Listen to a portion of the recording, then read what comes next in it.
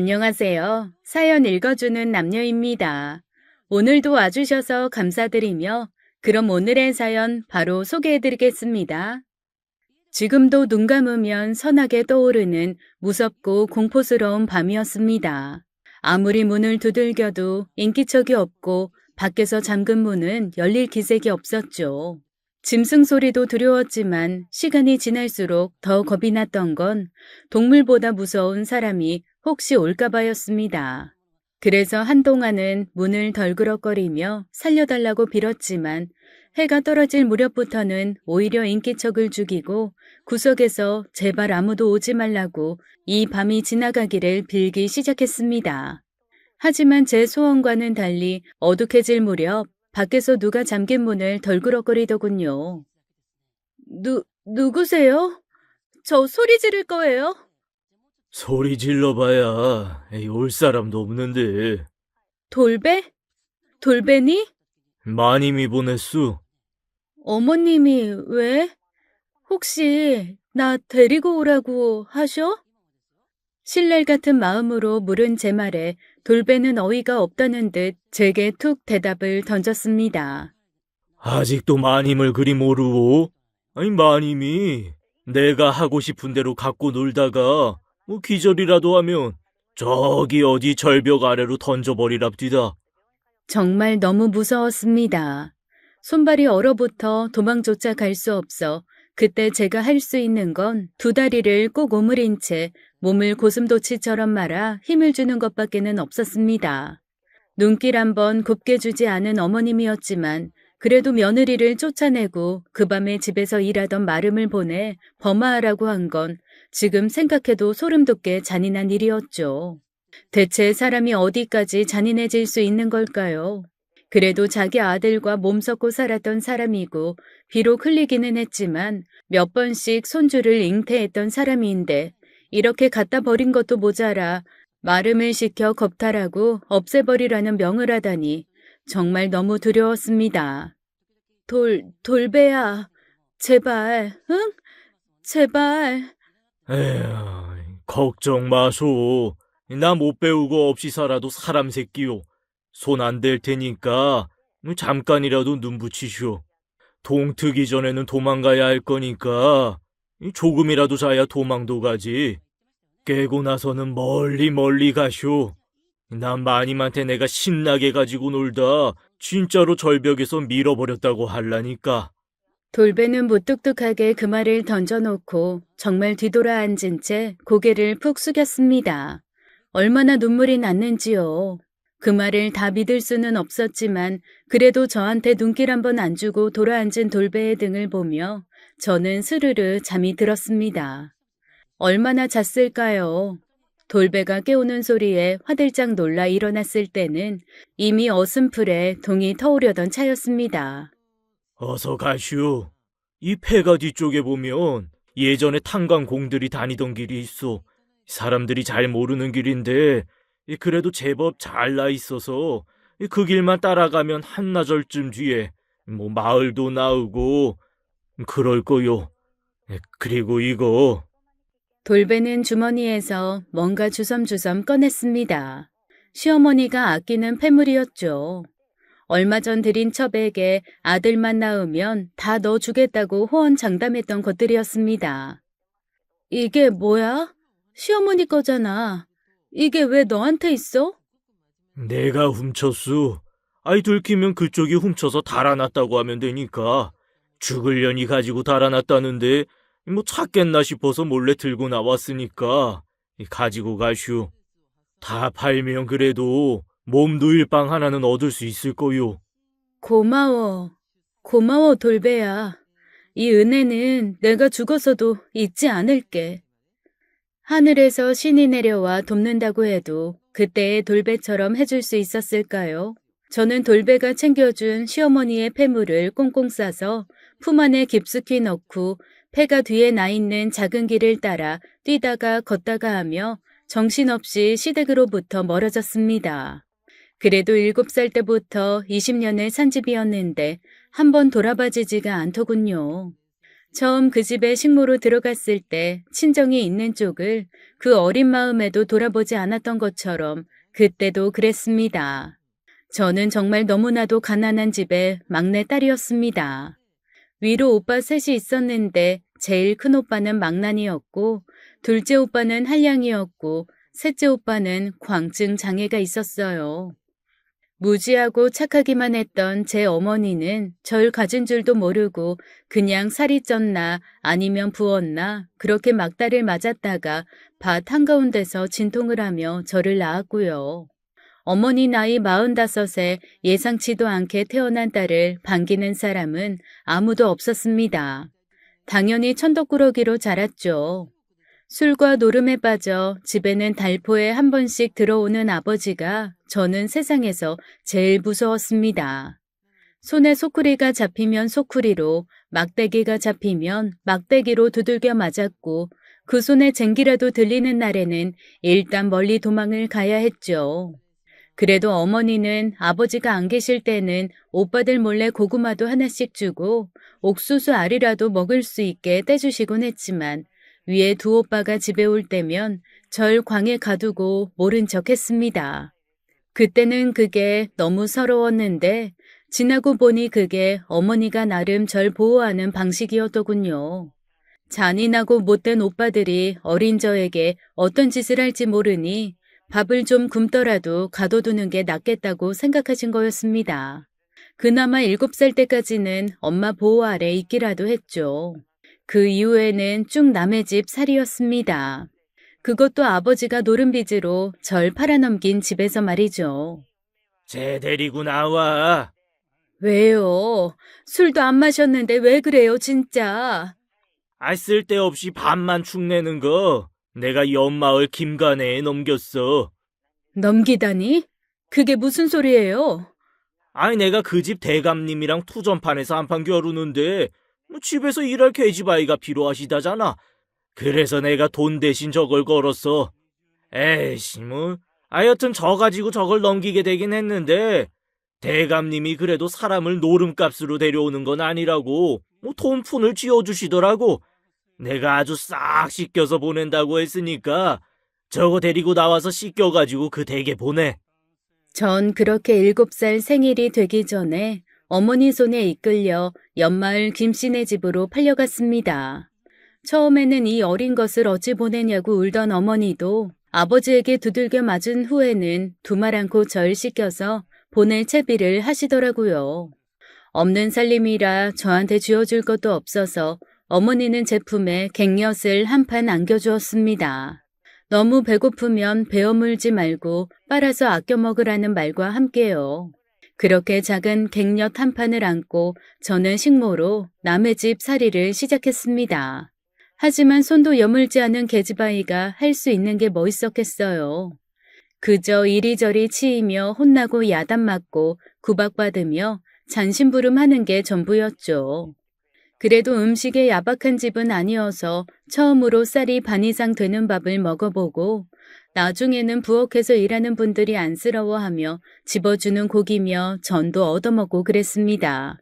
그 집 어른들은 마님 빼고는 모두 좋은 분들이었어요. 주인 어르신은 일 때문에 거의 집에 안 계셨고 마님이 온 살림을 도맡아 하셨는데 정말 너무 무섭고 싸늘한 분이었습니다. 그나마 제가 눈에 띄지 않고 할 일 얌전히 하는 편이어서 크게 혼난 적이 없었을 뿐 같이 일하던 언니 하나는 마님에게 따귀를 얼마나 세게 맞았는지 귀한 쪽이 안 들리게 될 정도였거든요. 제 친정 부모님은 그래도 자식을 보내놓고 1년에 한 번 생일 때는 절 찾아왔습니다. 자식을 팔고도 살림이 나아지지 않는 건지 아니면 망나니에 사람 구실 못하는 오빠 셋이 부모님의 모든 기운을 다 빨아먹는 건지 볼 때마다 부모님의 몰골은 말이 아니었죠. 오히려 식모살이 하는 제가 더 뽀얗고 잘 사는 것처럼 보였다면 말 다 한 거 아닐까요? 그렇게 그 집 식모로 들어가 산 지 12년이 되었을 때입니다. 멀리서 공부를 하고 왔다는 그 집 아들이 처음으로 집에 왔습니다. 일찍부터 그 집 친척 어르신이 교수로 있다는 외국 어디로 가서 공부를 했다는데 아들이 오기 한 달 전부터 마님이랑 주인 어르신은 온 집안을 몇 번씩 들었다 놨다 했습니다. 아들이 쓸방에 벽지를 2번이나 발랐다가 뜯어내고 이 그림을 걸었다가 저 그림을 걸었다가 난리도 아니었어요. 가구는 또 어떻고요? 싹 새로 들인 가구가 색깔이 맘에 안 든다며 죄 팔아버리고 다시 들이기를 3번, 문짝도 미닫이를 달았다가 여닫이를 달았다가 하며 어느 국가의 왕이 와도 이렇게는 안 하겠다 싶게 유난을 떨더라고요. 어휴, 8대 독자잖아. 이 집에서 신처럼 모시는 스님이 있는데 그 아들이 바다 건너가서 잘하지 않으면 살맞는다고 하도 성화를 해서 두 부부가 일주일을 죽다 살게 앓고 나서 아들 유학 보낸 거거든.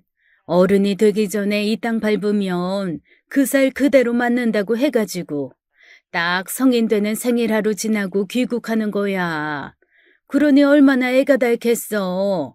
걸음마 할 때부터 발에 비단 양말만 신겨서 오와둥둥 하던 아들인데.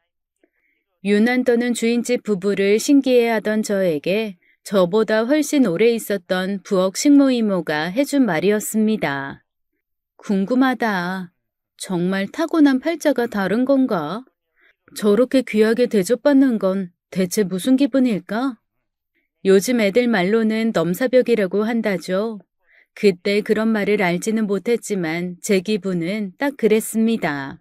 뭔가 비슷하게 겹쳐지는 게 하나라도 있어야 부럽거나 셈이 날 텐데 아예 다른 세상 사람이니 그런 것도 없고 그저 신기하기만 했습니다. 그렇게 한 달을 1년같이 성화를 해대던 끝에 어쨌거나 아들이 오는 날이 오긴 오더라고요. 무슨 국가 원수가 내방하는 것 마냥 동네 어귀에서부터 환영식을 거하게 하고 스님부터 시작해서 온 동네 사람들이 마중을 나오는 행차였습니다. 고급 자동차가 스르륵 미끄러져 들어오고 그 안에서 내린 건 참 곱상하고 여린 남자였습니다. 아니 무슨 남자가 저렇게 곱다냐? 제 첫인상은 참 고운 남자라는 거였습니다. 평생 햇빛 한번 보지 않고 방구석에 앉아 책만 봤을 것 같은 인상이었죠. 나중에 알고 보니 실제로 그랬다더군요. 유학을 갔던 곳이 1년 내내 그렇게 햇살이 좋은 캘리포니아라는 곳이었다는데 혹시나 나가서 돌아다니다 일이라도 터질까봐 친척 어르신에게 이 집 부부가 신신당부했다네요. 학교만 왔다 갔다 하게 하고 집 밖으로 절대 나돌아다니지 못하게 해달라고요. 그렇게 외국에서 20살이 될 때까지 감금 아닌 감금 생활을 하고 왔으니 차라리 귀한 대접받는 도련님 생활이 더 낫겠다 싶은 생각도 들었습니다. 마님은 아들을 보는 순간부터 눈물을 터뜨렸고 이후로 몇 주간은 아들 옆에 붙어서 꼼짝도 하지 않더라고요. 다 큰 아들과 한 방에서 자지를 않나 밥숟갈도 들고 떠먹여 주지를 않나 잘 모르는 제가 봐도 아주 가관이었습니다. 여전히 부엌 막내였던 제가 일일이 밥상을 들고 내오는 일을 했는데 그때마다 마님은 밥상 들고 간 저는 쳐다보지도 않고 매서운 눈으로 밥상 위 반찬만 검사하셨죠.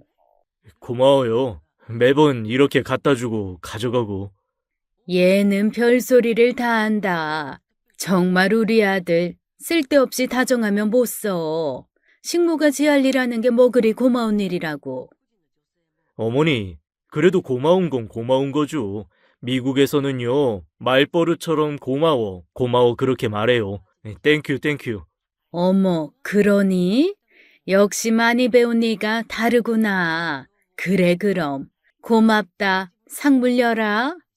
태어나서 처음 듣는 말이었습니다. 고맙다는 말이요.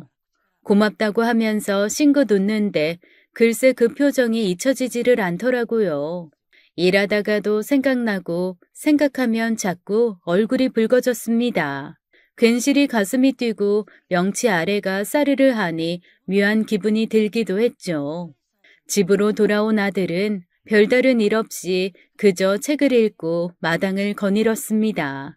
조선시대에 태어났다면 딱 부잣집 한량자제 그 자체였죠. 취직이 하고 싶다고 했다가 마님에게 혼쭐이 한번 난 후부터는 그냥 소심하게 집에서만 왔다 갔다 하더라고요. 네가 뭐하러 돈을 벌어? 그냥 집에 있다가 애미가 짝지어주는 여자 만나서 알콩달콩 살면서 아들이나 쭉쭉 낳아 키워. 뭐가 아쉬워서 네가 남한테 싫은 소리 들어가며 돈을 버니? 유약해 보이는 건 인상으로 끝이 아니었습니다. 실제로도 자기 엄마가 한마디 하면 반발 한번 못하더라고요. 그런데 또 그게 그때는 순종적으로 보이고 착해 보였습니다. 제 눈에 콩깍지가 씌인 거죠. 언감생심 분에 맞지 않는 짝사랑이 시작된 겁니다. 그렇게 집으로 아들이 들어온 지 몇 달 뒤에 주인집 부부가 어쩔 수 없이 보름 정도 서울에 함께 올라가야 하는 일이 생겼습니다. 아들 혼자 두고 갈 수 없다고 버티던 마님도 이번에는 같이 가야 한다는 완강한 주인 어르신 말에 어쩔 수 없이 따라 나섰죠. 그렇다면 데리고 가겠다는 말도 주인 어르신에게 거절당한 후 마님은 몹시 불편한 심기를 여기저기에 퍼뜨리고 다니며 신경질을 부렸습니다. 거의 2주나 되는 시간 동안 자기가 없는 집에 식솔들만 남기고 가면 재산을 죄 훔쳐 달아날 거라고 생각했는지 평생 한 번도 그래 본 적 없는 사람이 글쎄 휴가를 다 주더라고요. 다른 식모며 마름은 다 휴가를 받아 갈 곳이 있었지만 전 아니었습니다. 대체 휴가라는 걸 받으면 어디로 가야 하나? 망나니 오빠들이 있는 집으로 가봐야 얻어맞기만 할 텐데 어쩌지 고민만 깊어질 때쯤 마님이 절 부르셨습니다. 너 어차피 갈 데 없지? 넌 집에 남아있거라. 딴짓 할 생각 말고 얌전히 내 아들 삼시세끼 밥 챙겨라. 부엌 외에는 들락거릴 생각 말고. 차라리 다행이다 싶었습니다. 밥하는 거야 늘 하는 거니 어려울 것도 없고 양 적은 아드님 먹는 거 차리는 건 더더욱 별일 아니었거든요. 오히려 익숙한 제 방에서 잠자고 건드리는 사람 없이 쉬는 것, 그게 저한테는 최고의 휴가였죠. 이게 웬 행운이냐 싶어서 얼른 그러겠다고 했습니다. 마님은 고기가 몇 장 남았는지, 반찬거리가 얼마나 남았는지 꼼꼼히 다 검사를 한 후 제게 마지못해 부엌 열쇠를 넘겨주었죠. 그렇게 보름의 휴가가 시작되었습니다.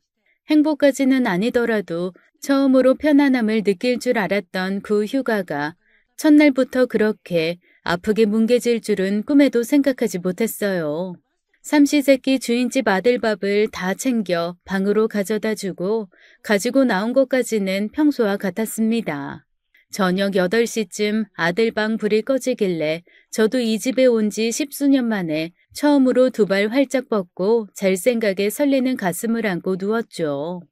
하루 종일 밥 차려 들락거리며 흘끔흘끔 봤던 주인집 아들 얼굴을 떠올리며 혼자 배시시 웃던 그때 제 방문이 벌컥 열렸습니다. 그리고 얼굴이 벌겋게 달아오른 아들이 제 방으로 들어오더군요.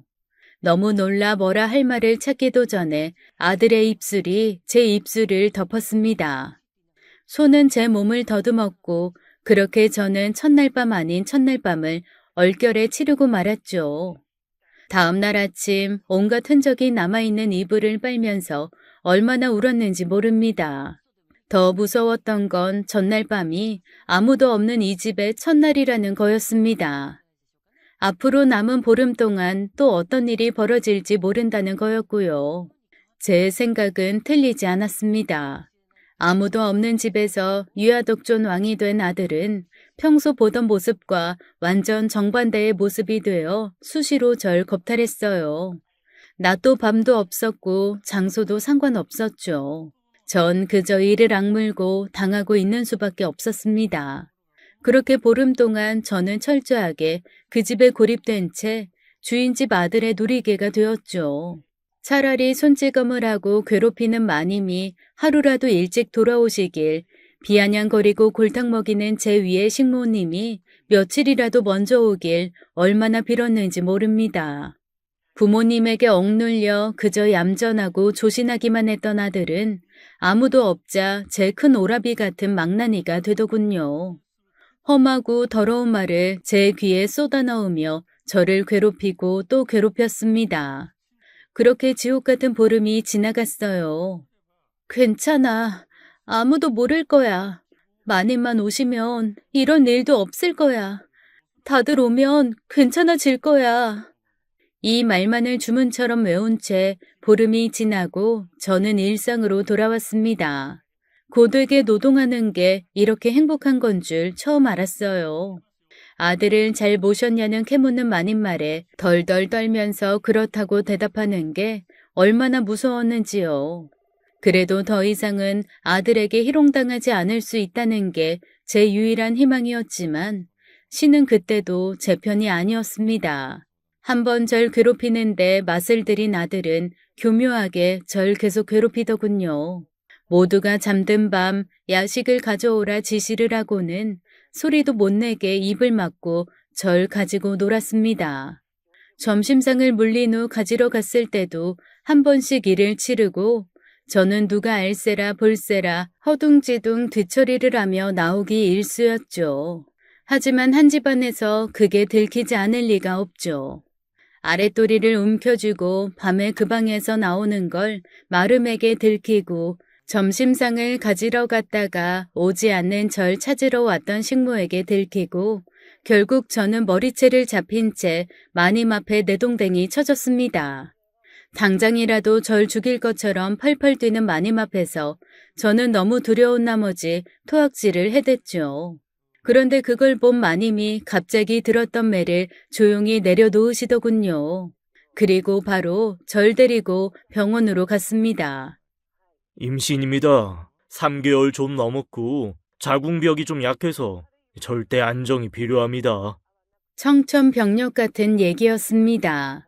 마님은 귀한 아들은 차마 잡지 못하고 저한테만 악다구니를 하다가 결국 몸져 누웠어요. 주인집 아들을 바다 건너로 보냈다던 그 스님이 와서 한마디 하기 전까지 전 그 집의 천덕꾸러기였죠. 태중에 아드님이 계시네. 귀한 아드님이야. 세상에 그 한마디에 마님이 벌떡 일어나시더군요. 그리고 본인 눈에 흙이 들어가기 전까지 사생아는 볼 수 없다며 아들과 저를 결혼시켰습니다. 귀한 아들 결혼임에도 식은 몹시 조촐했어요. 동네 사람 하나 부르지 않고 친척들 몇만 불러 집 마당에서 절 한 번 하고 끝냈으니까요. 이번에도 주인집 아들, 아니 남편은 말 한마디 없이 마님 의견에 따르더군요. 식은 올렸고 며느리가 되었지만 제 처지는 변한 게 없었습니다. 그저 잠자리가 식모방에서 주인집 안에 있는 방으로 변한 것뿐이었죠. 남편은 절 아내가 아닌 성욕의 도구로만 봤습니다. 절대 안정이 필요하다고 했지만 그건 저한테만 해당되는 얘기였지 남편이나 시어머니에게는 해당되지 않는 말이었죠.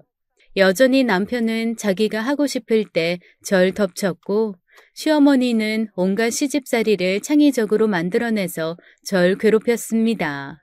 없던 새벽 문안이 생기고 아이의 건강과 아들의 무사 출산을 위해 2시간 이상씩 불공을 들여야 했죠.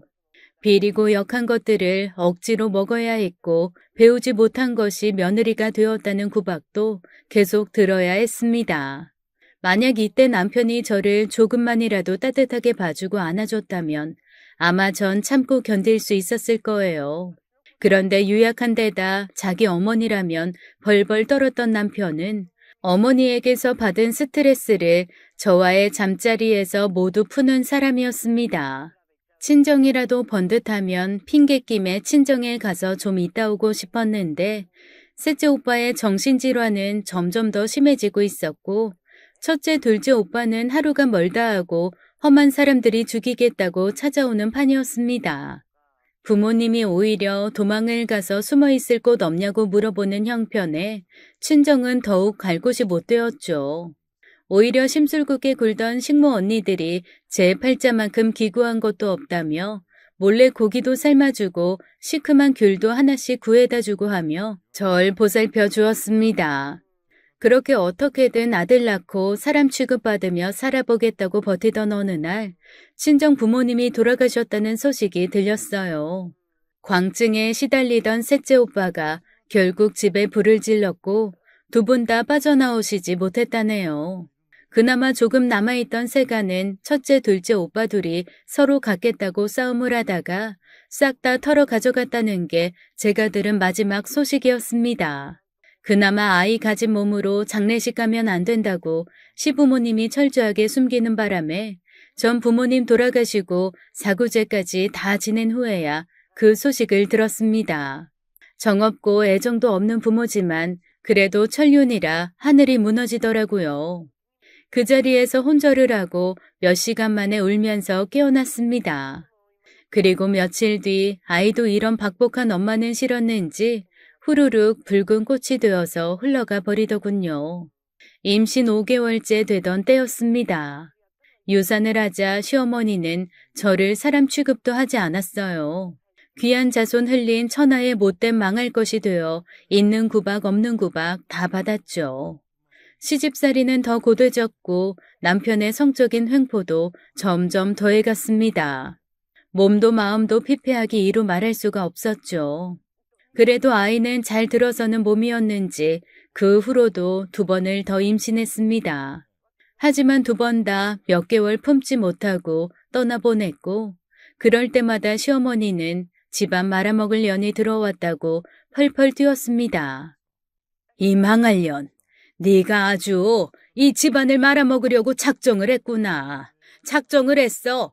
어머니, 제가 그러고 싶어서 그런 게 입 다물어. 어디서 어머니야, 어머니는? 넌 그냥 앞으로 죽은 듯 살아. 그냥 집안일이나 하고 내 아들 놀이개로 살아 그냥.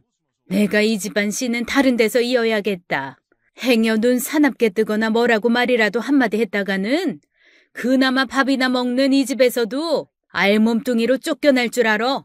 그리고 어머니는 젊고 복스러운 여자 하나를 집으로 들이셨어요. 제 자리를 대신할 새 며느리였죠. 오늘 새아가랑 합방하는 길이리니 방에 이부자리 정성껏 깔아라. 부정 타지 않게 입에 끈 꼭 물고. 갖은 미신을 다 믿는 어머니는 제 입에 하얀 끈을 꽉 물려 묶은 채 제 남편과 다른 여자의 첫날 밤을 준비하게 시켰습니다. 아무리 정없이 산다지만 그래도 남편인데 그런 남편이 다른 여자와 하는 잠자리를 마련하는데 정말 억장이 무너지더라고요. 자리를 펴고 하얀 볼을 깔고 원한 금침을 놓고 나오는데 눈물이 뚝뚝 떨어졌습니다. 행여 또 어머님이 보시면 매질이 날아올 게 뻔한지라 얼른 자리를 피하려는데 첩으로 들어올 그 여자가 절 잡더라고요. 형님, 제가 형님이라고 불러도 되죠?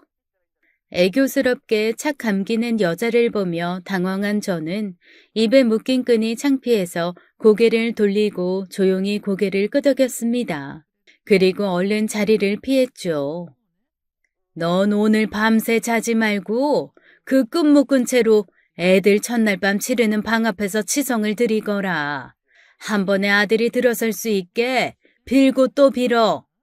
어쩌겠습니까? 시키는 대로 해야죠.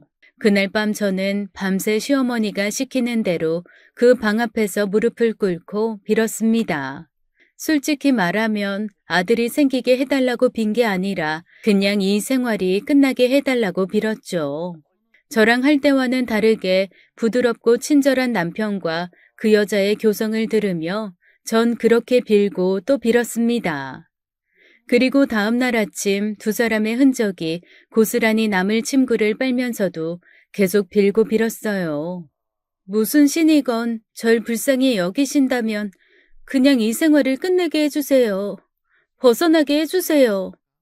그때였습니다. 대노한 시어머니가 절 찾는 소리가 들렸죠. 너, 네가 미친 거냐? 영문도 모른 채 전 머리끄댕이가 잡혀 마당에 내동댕이 쳐졌습니다. 네가 뭔데? 새아가 보고 형님이라 부르라 마라 명을 해? 너, 내가 입 다물라고 끈까지 물렸는데 귀한 자손 이으러 온 애한테 뭐? 형님? 니까지 깨? 어머니, 제가 그런 게 아니라. 네가 그런 게 아니면 첫날 밤 잘 치르고 인사 온 애가 왜 갑자기 눈물바람을 하면서 그 얘기를 하니? 그럼 걔가 없는 얘기 지어냈니?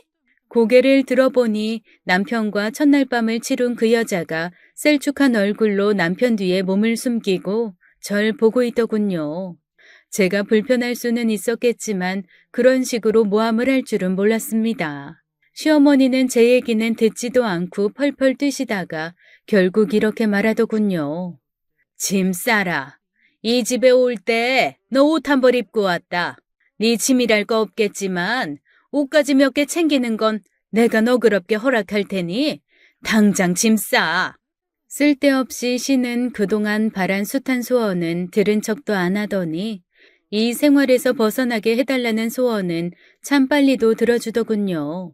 당장 나가면 갈 데도 없이 막막한데 옷보따리 하나 딱 들었더니 정말 주저없이 절 차에 밀어 넣었습니다.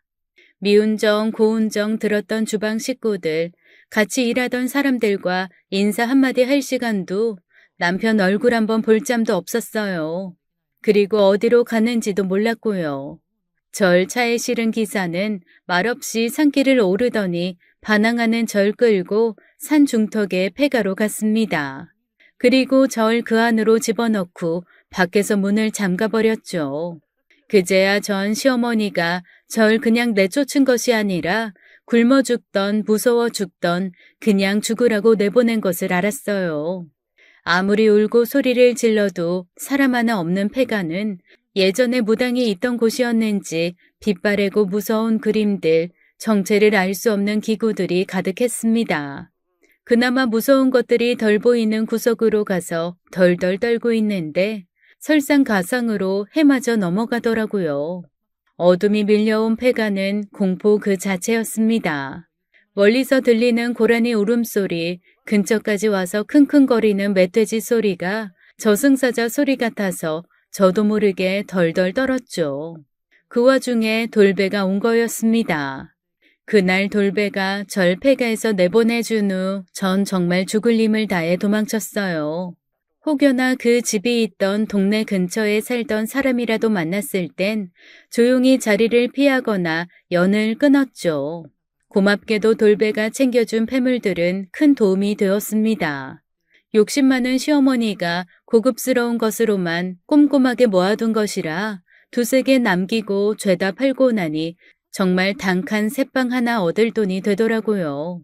제가 얻은 집은 재래시장 거리 뒤쪽에 작은 방이었습니다. 홀로 되신 할머니가 적적하게 사시면서 방 하나를 싸게 내놓으신 거였죠.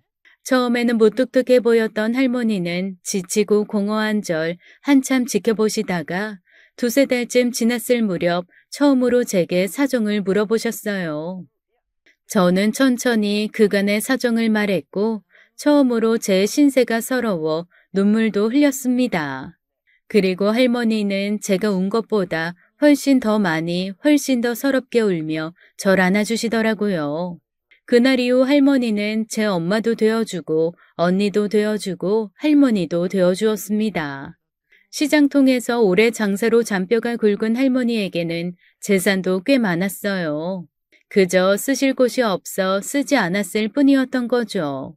저를 데리고 다니며 시장 곳곳에 조카라고 소개해 주신 덕분에 연고 하나 없는 그곳에서 전 금방 환영받았고 태어나서 처음으로 예쁘다 사랑스럽다는 소리도 들었습니다.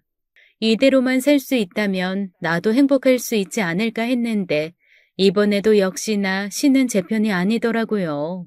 푹 끓인 순댓국이 너무 먹고 싶어 하룻밤을 꼬박고 와서 막 그릇에 퍼담고 입에 넣는 순간 이미 몇 번 겪었던 울렁이는 토악질이 몰려왔습니다. 임신이었죠. 기쁨보다는 두려움이 먼저 밀려왔어요. 그 집에서 알까봐, 알면 다시 끌려갈까봐 몸이 덜덜 떨리더라고요. 괜찮다. 그 망할 놈의 집에서 어찌 알겠노. 여서 몸 풀고 애 낳고 살자. 사람들한테는 사별하고 왔다고 했으니 걔는 그냥 유복자야. 그 집 씨가 아니고 그냥 네 아다. 감사해요. 감사해요. 그렇게 말해주는 할머니가 얼마나 고맙던지요. 내 조카 태중에 아가 들었소. 오늘부터 험한 일도 못 시키고 내가 집에서 보존 좀 해야 할 것 같으니 다들 한마음으로 좀 도와주소. 할머니 한마디에 온 시장이 들썩였습니다. 다들 친정엄마처럼 와서 절 살펴주었고 하루가 멀다 하고 몸에 좋은 먹거리가 문 앞에 놓였어요. 할머니는 끼니마다 고기에 생선에 한 상을 차려내주었고 아이 낳고 살려면 단칸방은 힘들다고 시장 사람들과 함께 작은 집도 알아봐 주셨죠. 가게가 딸린 방 2칸짜리 집은 제가 장사를 하면서 아이와 함께 살기에 충분한 그런 곳이었습니다. 그렇게 제 아이는 시장 모두의 사랑과 관심을 받으며 건강하게 태어났어요. 아들이었죠. 장하다, 장하다 우리 조카. 태어난 아들을 품에 안고 젖을 물리던 그 순간을 전 잊을 수가 없습니다. 내가 지금까지 죽지 않고 살아있었던 게 이때를 위해서였구나. 내 새끼한테 젖 물리는 이 순간을 위해서였어. 비로소 정말 행복하더라고요. 아들은 제 아빠의 좋은 머리만 닮고 나머지는 죄다 절 닮았습니다. 그래서 전 아들과 마음 잘 맞는 친구처럼 지낼 수 있었죠. 당연히 자기가 태어나기도 전에 아빠가 죽었다고 생각한 아들은 몇 번 아빠가 어떤 사람인지 물은 후에는 별다른 질문 없이 잘 자라주었어요. 사실 제가 아닌 시장이 키운 거나 다름없었지만 말이죠. 이리 와. 와서 갈비 좀 먹고 가. 학교 다녀오니? 여기 자두 몇 개 줄 테니까 가서 공부하면서 먹어. 아유, 잘 왔다. 이번에 또 전교 1등 했다며. 자, 이건 아저씨가 주는 상. 특대 오징어 튀김이다. 잠깐만. 할머니가 너 지나가면 이거 들려보내라고 하셨어. 토종닭 튀김 2마리. 이번에 모의고사 전국 1등 했다며. 아유, 장하다 장해. 이건 삼촌이 하도 장해서 주는 서비스 콜라요. 아들은 정말 공부를 잘했습니다. 슈퍼집 아들 하면 시장에서도 서로 자기가 키운 양 자랑스레 걔는 뭐든 잘하고 착하고 반듯하다고 칭찬하기에 바빴죠. 제 인생은 그래서 아들을 낳기 전과 낳은 후로 나뉩니다. 그 전이 지옥이었다면 이후는 천국이죠.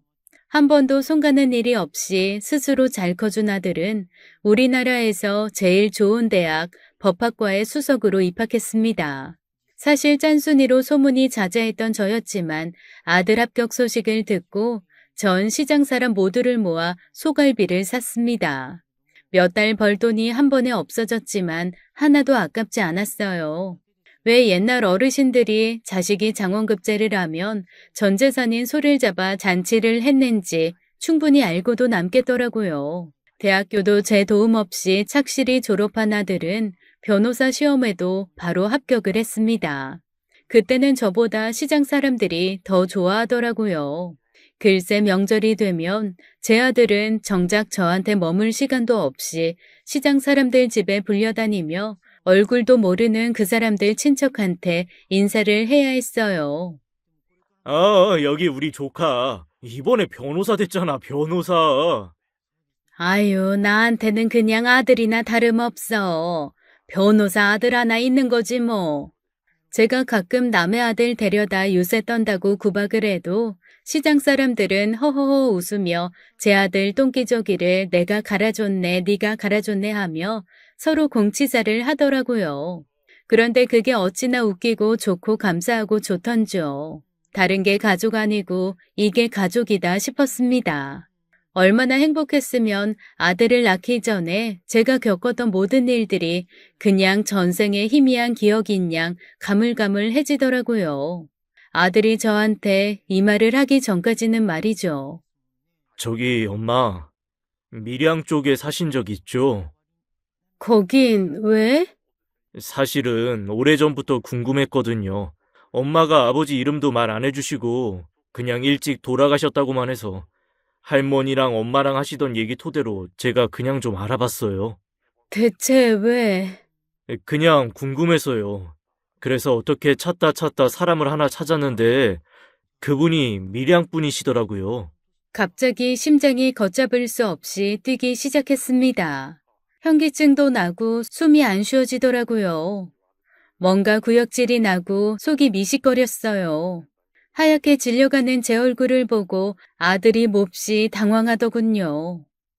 엄마 왜 그래요?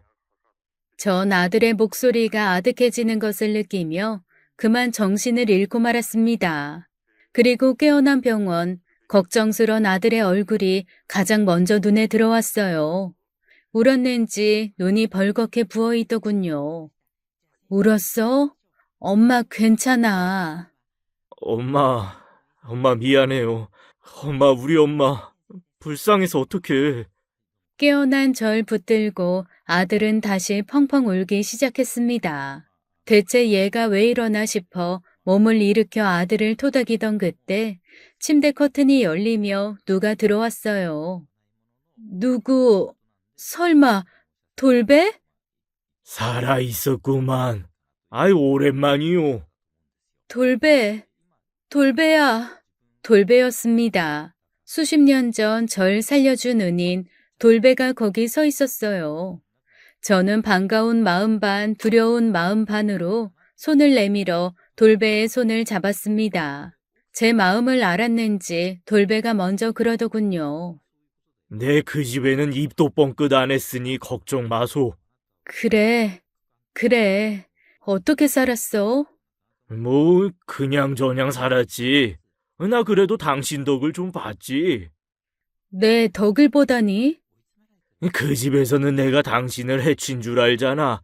내 입 막으려고 아주 큰 돈을 쥐어주고 뚝 떨어진 데다가 양곡간 하나 내어주더라고. 그게 잘 돼서 지금 밀양 지역에서 나가는 농작물 중에 내 손 안 거치는 거 없을걸. 잘 됐다. 잘 됐어. 그러게. 아니 난 잘 됐는데 그 집은 잘 안 됐어. 굳이 듣고 싶지 않은 소식이었지만 돌배는 주절주절 말을 시작했습니다. 아이고 쫓겨나기 전에 들어왔던 여자 있었잖아. 둥둥하니 허연. 응, 알지. 임신을 하긴 했는데 이 딸을 사산하러 나왔어. 몸 풀자마자 맨몸으로 쫓겨나고 몇 달을 대문 두드리며 악다구니를 해서 뭐 아주 고생을 했지. 그랬구나. 그 이후로도 3명인지 4명인지 아니 뭐 여튼 임신을 한 처자도 있었고 결국 못한 처자도 있었는데 아유 어쨌건 그 집에 아들은커녕 딸도 없소. 한 명도? 뭐 동네 사람들이 다 수근거렸지 뭐. 독하게 하더니 벌 받았다고 하는 사람들도 있고. 여튼 주인집 마님이랑 사장님은 결국 그렇게 안달하던 자손 못 보고 정말 눈 뜨고 돌아가시고 그 아들도 부모 다 가고 나서는 집싹 정리해서 어디로 옮겼어. 나중에는 그 아들이 더했어. 자식 집착. 갑자기 소름이 쫙 돋았습니다. 그 집착이 심했다는 사람이 지금 제 아들의 존재를 알면 가만두지 않을 것 같았거든요. 저기 돌배야. 말 안 해도 알아. 모르는 척 할 거야. 근데 자네 아들이 어떻게 알았는지 날 찾아와서 그쪽에 대해 꼬치꼬치 물어가지고 난 처음에 그 집에서 또 찾아서 해코지 하려는 줄 알고 입을 다물었는데 아들이라고 하대. 응, 나이 들어보니 맞던데. 맞아? 그 집 맞아? 응. 제 말을 듣고 돌배는 깊은 한숨을 쉬더라고요. 그리고는 손을 들어 제 어깨를 두어 번 툭툭 치고 그랬습니다. 난 그냥 오늘 이 병원에 아는 사람 입원했다 해서 잠깐 보러 온 거고 이 자네는 본 적이 없는 거네. 그냥 그렇게 하자고. 눈물을 흘리며 고개를 끄덕이는 저를 돌배가 보면서 가만히 고개를 끄덕이고 나갔습니다. 그리고 바로 아들이 들어오더군요. 아들은 저를 꼭 끌어안고 꺽꺽거리는 소리를 참으며 한참을 울었습니다. 아마도 돌배에게 모든 얘기를 다 들었겠죠. 괜찮아. 엄마 하나도 기억 안 나. 엄마는 그냥 너 낳고 난 후부터만 기억나. 그냥 그때부터가 내 인생이거든. 엄마 미안해요. 그냥 난 내 뿌리가 뭔지 궁금했던 거였는데 그게 엄마의 아프고 아픈 과거를 건드릴 줄은 몰랐어요. 엄마 진짜 죄송해요. 죄송해요. 네가 미안할 일 아니라니까. 엄마 진짜 괜찮아, 응? 우리 엄마가 날 어떻게 키웠는데, 나쁜 사람들, 진짜 나쁜 사람들. 다 큰아들이 그렇게 우는 걸 보니 제 마음도 무너지는 것 같았습니다. 한편으로는 절 위해 그렇게 울어주는 아들이 고맙기도 했지만 오랜 시간 잊고 지냈던 그 집 소식에 마음 한구석이 좀 찜찜하기도 했죠. 그리고 절대 말 안 하겠다고 한 돌배지만 사실 그걸 다 믿을 수 있는 것도 아니었고요. 그렇다고 해서 당장 모든 것을 정리해서 살던 곳을 떠날 수도 없는 노릇이었습니다. 지금 와서 뭘 어쩌겠어.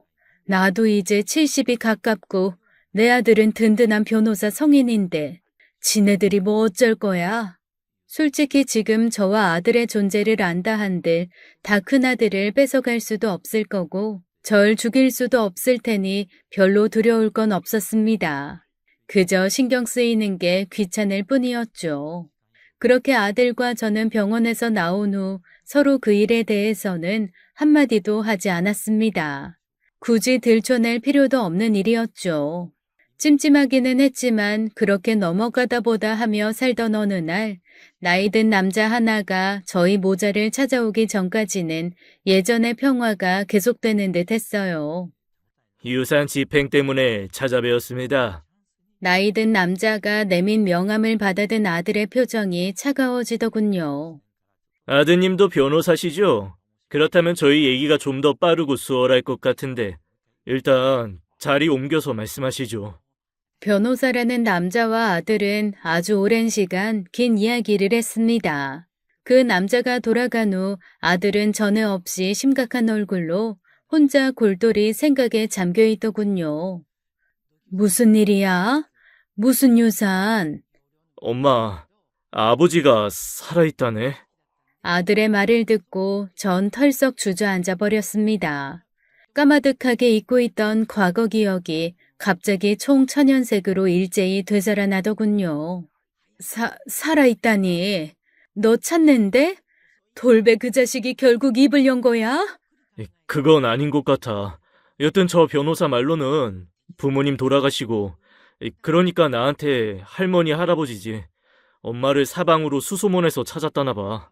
돌배라는 그분이 엄마를 절벽에서 밀었다고 했는데, 몰래 사람 보내서 찾아본 절벽 아래에 엄마가 없어서 도망갔다는 걸 진즉에 알고 있었대요. 그래서 사방 찾다가 어떻게 행적을 쫓긴 했는데, 여기 사장분들이 아마 다 입을 다물고 말씀들을 안 해주셨던 것 같아요. 난 한 번도 나 찾는다는 얘기를 듣지 못했는데. 다들 한 마음으로 숨겨주신 거죠. 이 시장 근처까지도 와서 수소문하고 뒤지고 했다 하더라고요.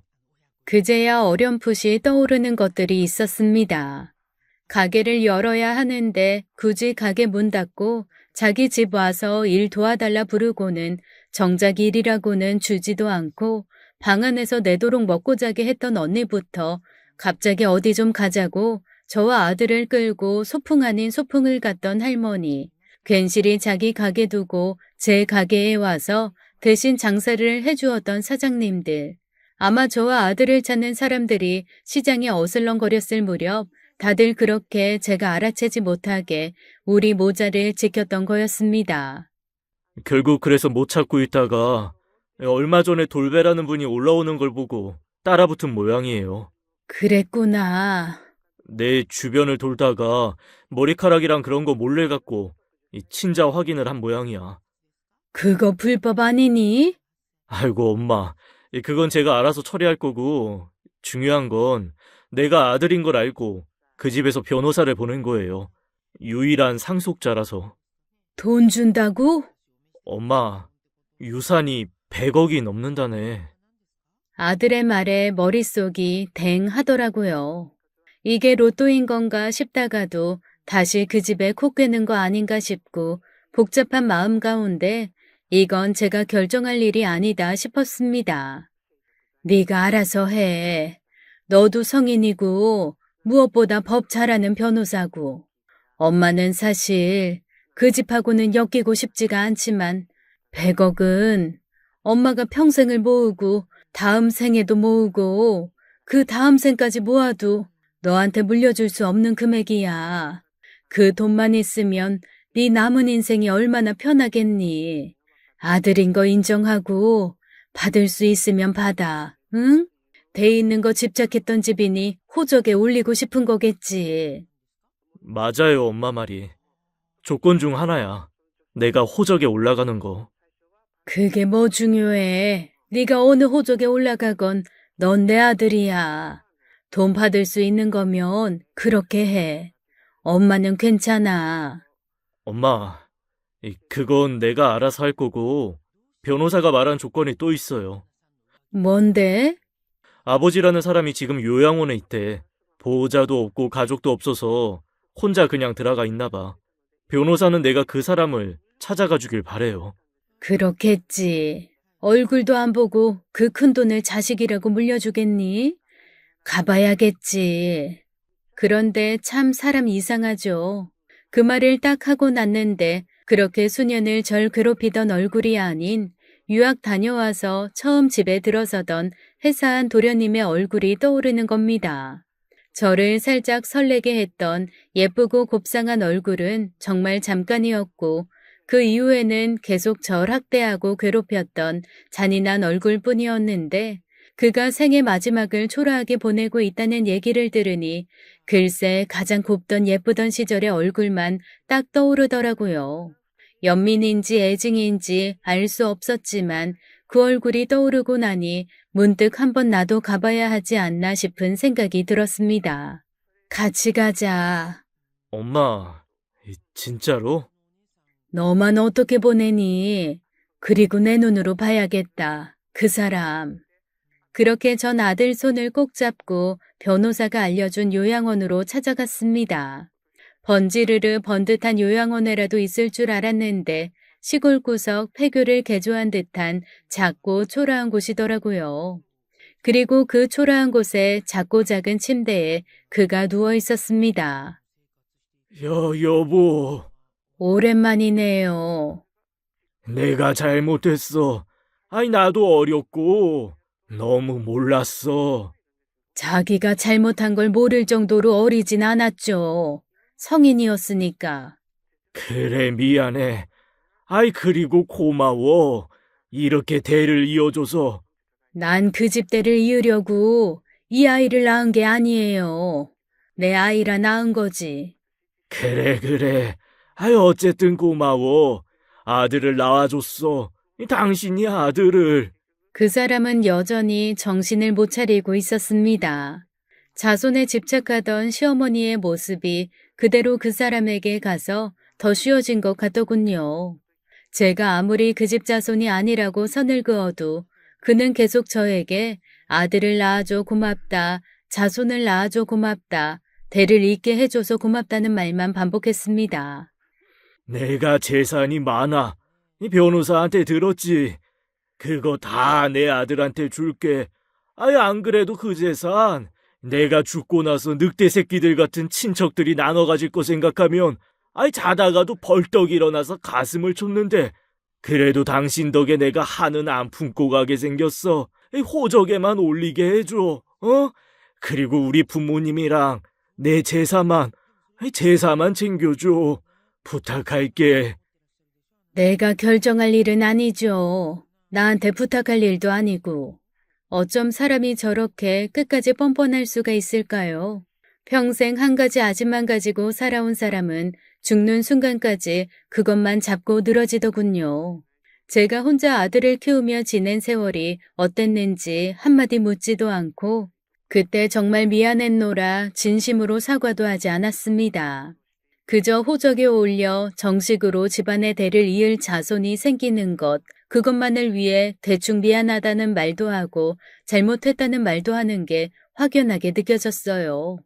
한 발짝 뒤에 서서 이 모든 것을 보고 있던 아들도 같은 생각을 한 듯 했습니다. 어머니, 가시죠. 가기로 어디 가냐? 내가 네 애비다. 내가 네 아빠야. 전 아버지가 없습니다. 무슨 소리야? 네 엄마가 몰래 도망가지만 않았어도 내가 널 그렇게 고생하게 두지 않았어. 떵떵거리며 장씨 집안 9대 독자로 귀하게 키웠지. 옷보따리 하나 주고 쫓아낸 것도 모자라 일하는 사람 시켜 없애버리라고 하신 거 알고 있습니다. 지금 와서 딴소리 마세요. 전 쭉 아버지가 없었고 앞으로도 없을 겁니다. 오늘은 어머니께서 묵은 인형 정리하시겠다고 해서 같이 온 것뿐이에요. 오늘 이후로는 저도 어머니도 보실 일 없을 겁니다. 아들의 말을 듣고 남편은 눈에서 살벌한 빛을 내뿜으며 새된 소리를 지르기 시작했어요. 세상에 얼마나 그 모습이 시어머니랑 똑같은지 소름이 쫙 돋더군요. 네가 아무리 그래도 천륜을 끊을 수는 없다. 넌 내 아들이야. 이 장씨 집안 9대 독자, 내 아들이라고. 제 성은 장씨가 아니라 박씨예요. 제 어머니 호적이 제가 있을 곳이고요. 죄송하지만 어르신은 저와 아무런 관계가 없으신 분이에요. 몸조리 잘하시고 평안하십시오. 엄마 가요, 우리. 아들은 제 손을 꼭 잡고 절 일으켰습니다. 담담하게 제 아빠에게 할 말 다 하길래 괜찮은 건 줄 알았는데 가늘게 떨리는 아들의 손이 촉촉하게 젖어 있었어요. 그런 아들의 손을 제가 더 꼭 잡아주었죠. 갑니다. 돌아 나오는 저희 모자 뒤로 그 사람은 온갖 쌍욕을 퍼부으며 패악질을 해댔습니다. 그러거나 말거나 저희 둘은 돌아보지도 않고 병원을 나왔죠. 너 돈 아쉽지 않겠어? 엄마 젊은 날에 피눈물이 묻은 돈 내가 받아서 그걸로 뭐 얼마나 잘 산다고. 엄마 아들 충분히 벌어요. 엄마가 걱정 안 해도 될 만큼 잘 번다고. 생각보다 나 꽤 능력 있는 변호사예요, 엄마. 저 돈 안 받아도 돼요. 그래, 고맙다. 엄마가 그랬잖아요. 다른 사람들은 우리 아들 이러는데 난 어렸을 때부터 엄마가 내 아들 이런 게 기억에 남거든.